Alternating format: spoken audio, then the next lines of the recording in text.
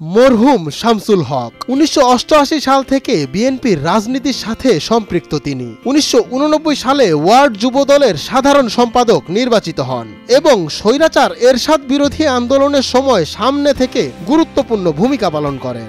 ছেলে আমাদের নেতাকর্মীরা কত ভালোবাসতেন এবং উনিও ভালোবাসতেন, ওনাকে ভালোবাসতেন, এটার আজকে প্রমাণ পেয়েছেন।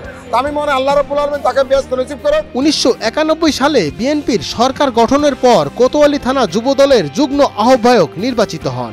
এরপর মহানগরের আওতাধীন বিভিন্ন ওয়ার্ড ও থানা যুবদলের রাজনীতিতে অংশগ্রহণ করেন। পরবর্তীতে মহানগর যুবদলকে সুসংগঠিত করার জন্য ১৯৯৫ সাল পর্যন্ত অগ্রণী ভূমিকা পালন করেন। ভাইটাল কোনো পোস্ট ছিল না, তারপরে দেখুন ওনার এই স্মরণ সভায় কি পরিমাণ নেতাকর্মীর সমাগম হয়েছে, তাতে করে বোঝা যায় উনি নেতাকর্মীদের প্রতি কি পরিমাণে ওনার সহনশীল ছিলেন। সাবেক প্রধানমন্ত্রী বেগম খালেদা জিয়ার রাজনৈতিক বিশেষ বিবেচনায় বেগম খালেদা জিয়ার ব্যক্তিগত দেহরক্ষী মনোনীত হয়ে ঢাকার মিন্টু রোডের বিরোধী দলীয় নেত্রীর রাজনৈতিক কার্যালয়ে স্থায়ী বসবাস শুরু করেন। তার পারিবারিক ও রাজনৈতিক সূত্রে জানা যায়, খালেদা জিয়ার দেহরক্ষী থাকাকালীন সময়ে তিনি স্বেচ্ছায় কোনো বেতন গ্রহণ করতেন না। উনি একজন ত্যাগী নেতা ছিলেন এবং আমাদের জন্য একটা অ্যাসেট ছিলেন, সম্পদ ছিলেন এবং ওনার সাথে যে নেতাকর্মীদের সাথে একটা যে ধরনের একটা সম্পর্ক ছিল, এটা আজকে এই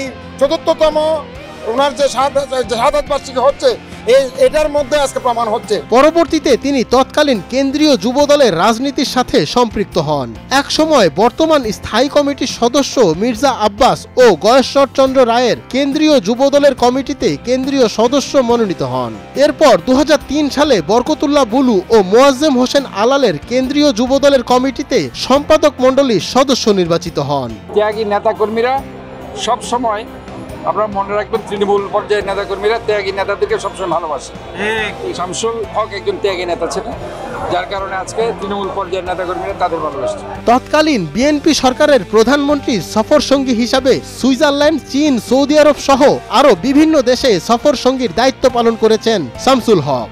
দেশের রাজনৈতিক প্রেক্ষাপট পরিবর্তনে 1/11-এর পরবর্তী চট্টগ্রাম বিএনপির রাজনীতির সাথে আবারও সম্পৃক্ত হন এবং ২০১১ সালে চট্টগ্রাম মহানগর যুবদলের সহসভাপতি মনোনীত হন। ১৬ বছরে যারা আন্দোলন সংগ্রামে ছিল ওইসব তৃণমূল পর্যায়ের নেতাকর্মীদের মূল্যায়ন করতে হবে, এটার কোনো বিকল্প নেই। যারা ৫ই আগস্টের পর এসেছে তারা এসেছে, ঠিক আছে, কিন্তু তারা যদি ভাইটাল পোস্ট হোল্ড করে তাহলে গত ১৬ বছর যারা আন্দোলন করেছে তাহলে তারা তো সেই জায়গা থেকে বিচ্যুত হয়ে যাবে। তারা হয়তো ইমোশনাল ফিলিংস থেকে তারা হয়তো দল না করতে পারে। এরপর তৎকালীন মহানগর বিএনপির সভাপতি আমির খসরু মাহমুদ চৌধুরী ও সদস্য সচিব ডাক্তার শাহাদাত হোসেনের নেতৃত্বে আন্দোলন সংগ্রামে সক্রিয় ভূমিকা পালন করেন। তারপর ২০২০ সালে চট্টগ্রাম মহানগর বিএনপির আহ্বায়ক কমিটির সম্মানিত সদস্য মনোনীত হন। ২০২১ সালের জুন মাসের ৮ তারিখে তিনি মৃত্যুবরণ করেন। মৃত্যুর আগ পর্যন্ত আওয়ামী লীগের রাজনৈতিক প্রতিহিংসার শিকার হয়ে ৫৪টিরও বেশি রাজনৈতিক প্রতিহিংসামূলক মামলায় ৪ বার কারাবরণ করেন। জানা যায়, দীর্ঘ রাজনৈতিক জীবনে তিনি সবসময় অসহায় এবং নিরীহ মানুষের পাশে দাঁড়ানোর চেষ্টা করেছেন এবং অসংখ্য সামাজিক সংগঠনের সাথে জড়িত ছিলেন মরহুম শামসুল হক। মঞ্জুর এ মাওলা, নয়া দিগন্ত।